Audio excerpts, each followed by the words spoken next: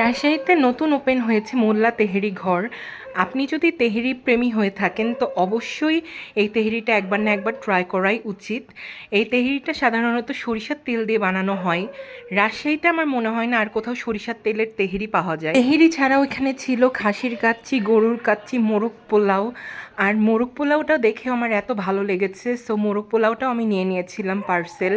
মোরগ পোলাওয়ের গ্রেভিটা একটু মিষ্টি মিষ্টি ছিল, যা ডিফারেন্ট। রাজশাহীর আর অন্য জায়গার থেকে এই মোরগ পোলাওটা আমার একটু ডিফারেন্টই লেগেছে, এটাও আপনারা ট্রাই করে দেখতে পারেন।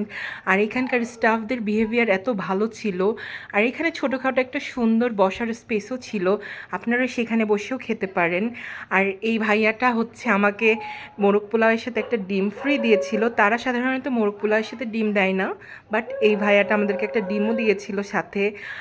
আর তেহেরির প্রাইসটা হচ্ছে 80 টাকা হাফ, আর মোরগ পোলাওয়ের প্রাইস হচ্ছে 130 টাকা হাফ।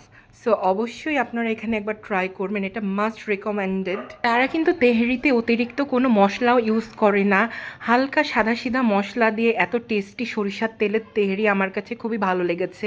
সাধারণত আমি রাজশাহী থেকে তেহেরি কিনে খাওয়াই বন্ধ করে দিয়েছিলাম, কারণ কোথাওই আর ভালো তেহেরি পাওয়া যায় না, বাট এইটা আমার খুবই ভালো লেগেছে। আর মোল্লা তেহেরি ঘরের লোকেশনটা হচ্ছে সাহেব বাজার, একদম 0 পয়েন্টে গেলেই আপনারা দেখতে পারবেন এই দোকান।